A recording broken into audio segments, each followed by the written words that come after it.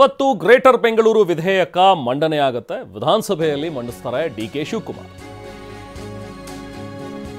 DK Shivakumar ಅವರ ಕನಸಿನ ಕೂಸು. ನನ್ನ ಬಿಸ್ನೆಸ್ಗೆ ಜಿಎಸ್ಟಿ ನೋಟಿಸ್ ಬಂದಿದೆ, ಏನ್ ಮಾಡ್ಬೇಕು ಅಂತ ಗೊತ್ತಾಗ್ತಿಲ್ಲ. ಇಮಿಡಿಯೇಟ್ಲಿ ಒಬ್ಬ ಜಿಎಸ್ಟಿ ಎಕ್ಸ್ಪರ್ಟ್ ಹತ್ರ ಮಾತಾಡು. ಎಲ್ಲಿ ಹುಡುಕೋದು?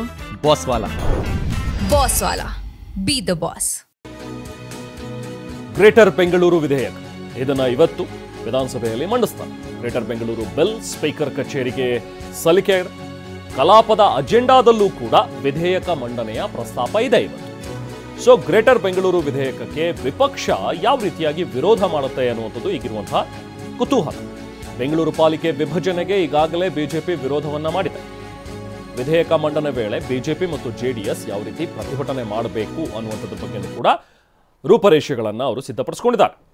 ಸೊ ಇವತ್ತು ಅಜೆಂಡಾದಲ್ಲೂ ಕೂಡ ಇದೆ. ಡಿ ಕೆ ಶಿವಕುಮಾರ್ ಅವರು ಉಪಮುಖ್ಯಮಂತ್ರಿಗಳು ಇವತ್ತು ಈ ಒಂದು ವಿಧೇಯಕವನ್ನು ಮಂಡಿಸ್ತಾರೆ ಅಂತ ಹೇಳಿ ಸ್ಪೀಕರ್ ಕಚೇರಿಗೂ ಕೂಡ ಈಗಾಗಲೇ ಗ್ರೇಟರ್ ಬೆಂಗಳೂರು ಬಿಲ್ನ ಪ್ರತಿ ಏನಿದೆಯಲ್ಲ ಅದನ್ನು ಸ್ಪೀಕರ್ ಕಚೇರಿಗೂ ಕೂಡ ತಲುಪಿಸಿದ್ದಾರೆ. ಸೊ ಇವತ್ತು ಅಜೆಂಡಾದಲ್ಲೂ ಕೂಡ ಇದೆ, ಕಲಾಪದ ಅಜೆಂಡಾದಲ್ಲಿ ಇವತ್ತು ಚರ್ಚೆಗೆ ಬರುತ್ತೆ.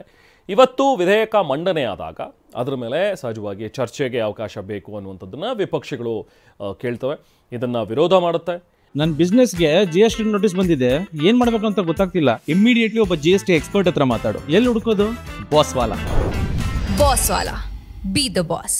ಅಂದರೆ ಈ ಗ್ರೇಟರ್ ಬೆಂಗಳೂರು ಹೆಸರಿನಲ್ಲಿ ಇಲ್ಲಿ BBMP ವಿಭಜನೆ ಮಾಡೋದು ಜೊತೆಗೆ ಇನ್ನು ಬೇರೆ ಬೇರೆ ಎಲ್ಲವೂ ಕೂಡ ಕಾಂಗ್ರೆಸ್ ಕೆಲವೊಂದಷ್ಟು ಹುನ್ನಾರಗಳನ್ನು ಮಾಡಿ ತರ್ತಾ ಇದೆ ಈ ಬಿಲ್ಲನ್ನು.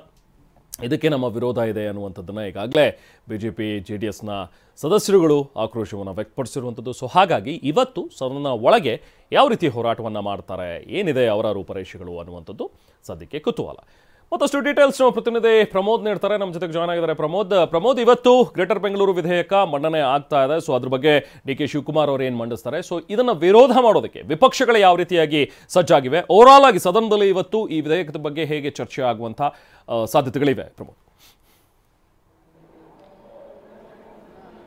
ರೆಹಮಾನ್, ಈ ಗ್ರೇಟರ್ ಬೆಂಗಳೂರು ವಿಧೇಯಕ ಅನ್ನುವಂಥದ್ದು ಸರ್ಕಾರ ಮತ್ತು ವಿಪಕ್ಷಗಳ ನಡುವಿನ ತಿಕ್ಕಾಟಕ್ಕೆ ಅಥವಾ ಒಂದು ರೀತಿ ರಾಜಕೀಯ ವಾಕ್ಸಮರಕ್ಕೆ ಕೂಡ ಸಾಕಷ್ಟು ಭಾರಿ ಕಾರಣವಾಗಿದೆ. ಈಗ ಮತ್ತೊಮ್ಮೆ ಅಂತಿಮವಾಗಿ ವಿಧೇಯಕದ ಸ್ವರೂಪವನ್ನು ನೀಡಿ ಗ್ರೇಟರ್ ಬೆಂಗಳೂರು ಕಾಯ್ದೆಯನ್ನು ಅಥವಾ ಬಿಲ್ಲನ್ನು ಮಂಡಿಸೋದಕ್ಕೆ ಈಗ ಸರ್ಕಾರ ಮುಂದಾಗ್ತಾ ಇದೆ. ಇದರ ಸಂಪೂರ್ಣ ಸ್ವರೂಪ ಏನು ಅಂದರೆ, ಬೆಂಗಳೂರು ಪಾಲಿಕೆ ಏನಿದೆ ಅದನ್ನು 6 ವಿಭಾಗಗಳಾಗಿ ಅಥವಾ 7 ವಿಭಾಗವಾಗಿ ವಿಂಗಡಿಸುವಂಥದ್ದು ಅನ್ನೋದು ಒಂದು ವಿಧೇಯಕದ ಉದ್ದೇಶ. ಆದರೆ ಅದನ್ನು 7 ವಿಭಾಗ ಮಾಡ್ತಾರಾ, 6 ವಿಭಾಗ ಮಾಡ್ತಾರಾ ಅಥವಾ 4 ವಿಭಾಗಕ್ಕೆ ಸೀಮಿತ ಮಾಡ್ತಾರಾ, ಇದೆಲ್ಲವೂ ಕೂಡ ವಿಧೇಯಕ ತಂದ ಬಳಿಕ ಸ್ಪಷ್ಟವಾಗಿ ಗೊತ್ತಾಗುತ್ತೆ. ಆದರೆ BBMP ರಾಜಕೀಯವಾಗಿ ಮತ್ತು ಇನ್ ಪ್ರಿನ್ಸಿಪಾಲ್ ಈ ರೀತಿ ಪಾಲಿಕೆಯ ವಿಭಜನೆಗೆ ತೀವ್ರವಾದಂಥ ವಿರೋಧವನ್ನು ವ್ಯಕ್ತಪಡಿಸ್ತಾ ಇದೆ. ಪಾಲಿಕೆ ಸಮಗ್ರವಾಗಿರಬೇಕು. ಹಿಂದೆ ಯಾವ ರೀತಿ BBMPನ 198 ವಾರ್ಡ್ಗಳನ್ನಾಗಿ ಮಾಡಿದ್ದಾರೆ, ಅದನ್ನು ಇನ್ನಷ್ಟು ಹೆಚ್ಚಳ ಮಾಡಿ 223 ಅಥವಾ 224 ಅಥವಾ 225 ವಾರ್ಡ್ಗಳನ್ನು ನಿರ್ಮಾಣ ಮಾಡಿ ಆನಂತರ ಅದನ್ನು BBMPನ ಸಮಗ್ರವಾಗಿ ಆಡಳಿತ ಮಾಡಬೇಕು ಅನ್ನುವಂಥದ್ದು BJPಯ ಒಂದು ಮಾತು. ಆದರೆ ಇದಕ್ಕೆ ವಿರೋಧಾಭಾಸವಾಗಿ ಕಾಂಗ್ರೆಸ್ ಸರ್ಕಾರ ಒಂದು ನಿರ್ಧಾರವನ್ನು ಮಾಡ್ತಿದೆ. ಈಗಾಗಲೇ ಗ್ರೇಟರ್ ಬೆಂಗಳೂರಿನ ವ್ಯಾಪ್ತಿ ಒಂದೇ ಇದ್ರೂ ಕೂಡ ಅದನ್ನು ಆಡಳಿತಾತ್ಮಕವಾಗಿ ನಿರ್ಧಾರ ಮಾಡುವಂಥ ಸಂದರ್ಭದಲ್ಲಿ ವಿಭಜನೆಯನ್ನು ಮಾಡಿದೆ. ಅಂದರೆ smaller the group better the administration ಅಂತಂದರೆ ಸಣ್ಣ ಆಯಾಮದಲ್ಲಿ ಅಥವಾ ಸಣ್ಣ ಪ್ರಮಾಣದಲ್ಲಿ ಪಾಲಿಕೆಯನ್ನು ಆಡಳಿತ ಮಾಡಿದಂಥ ಸಂದರ್ಭದಲ್ಲಿ ಇನ್ನಷ್ಟು ಪಾರದರ್ಶಕವಾಗಿ ಮತ್ತು ತೀವ್ರವಾಗಿ ಅದನ್ನು ಆಡಳಿತ ಮಾಡ್ಬೋದು, ಸರಿಯಾಗಿ ಆಡಳಿತ ಮಾಡ್ಬೋದು ಅನ್ನುವಂಥದ್ದು ಒಂದು ಕಾಂಗ್ರೆಸ್ನ ನಿಲುವಾಗಿದೆ. ಹೀಗಾಗಿ ಇಡೀ ಬೆಂಗಳೂರನ್ನು ಸಮಗ್ರ ಸ್ವರೂಪ ಅಂದರೆ ಕೇವಲ ಮೇಯರ್ ಅಷ್ಟೇ ಅಲ್ಲದೆ ಗ್ರೇಟರ್ ಬೆಂಗಳೂರಿಗೆ ಮುಖ್ಯಮಂತ್ರಿಗಳ ಅಧ್ಯಕ್ಷರಾಗಿರ್ತಾರೆ, ಬೆಂಗಳೂರಿನ ಉಸ್ತುವಾರಿ ಸಚಿವರು ಕಾರ್ಯದರ್ಶಿ ಅಥವಾ ಉಪಾಧ್ಯಕ್ಷರಾಗಿರ್ತಾರೆ. ಹೀಗಾಗಿ ಸಂಪೂರ್ಣ ಬೆಂಗಳೂರಿನ ನಿಯಂತ್ರಣ ಇರುತ್ತೆ, ಅದು ಮುಖ್ಯಮಂತ್ರಿಗಳಿಂದಲೇ ಅಥವಾ ಮುಖ್ಯಮಂತ್ರಿ ಕಚೇರಿಯಿಂದಲೇ ನಿಯಂತ್ರಣವಾಗಿರುತ್ತೆ. ಹೀಗಾಗಿ ಬಹುತೇಕ ಇದು ಮುಖ್ಯಮಂತ್ರಿಗಳ ಕೈಯಡಿಯಲ್ಲೇ ಬರುವಂಥ ಒಂದು ಕಾಯ್ದೆ ಆಗಿದೆ. ಈ ಒಂದು ವಿಚಾರಕ್ಕೋಸ್ಕರ BJP ಕೂಡ ತೀವ್ರವಾದಂಥ ಒಂದು ವಿರೋಧವನ್ನು ಮಾಡ್ತಾ ಇದೆ. ಇದಕ್ಕೆ ಸಂಬಂಧಪಟ್ಟಂತೆ ಈ ಒಂದು ಬಿಲ್ಲನ್ನು ಅಂದರೆ ಗ್ರೇಟರ್ ಬೆಂಗಳೂರನ್ನು ಮಂಡಿಸೋದಕ್ಕೆ ಈಗಾಗಲೇ ಎಲ್ಲ ಸಿದ್ಧತೆ ಕೂಡ ಆಗಿದೆ. ಇವತ್ತಿನ ಅಜೆಂಡಾದಲ್ಲಿ ವಿಧಾನಸಭೆಯ ಅಜೆಂಡಾದಲ್ಲೂ ಕೂಡ ಇದನ್ನು ಈಗಾಗಲೇ ಮಂಡನೆ ಮಾಡಲಾಗಿದೆ.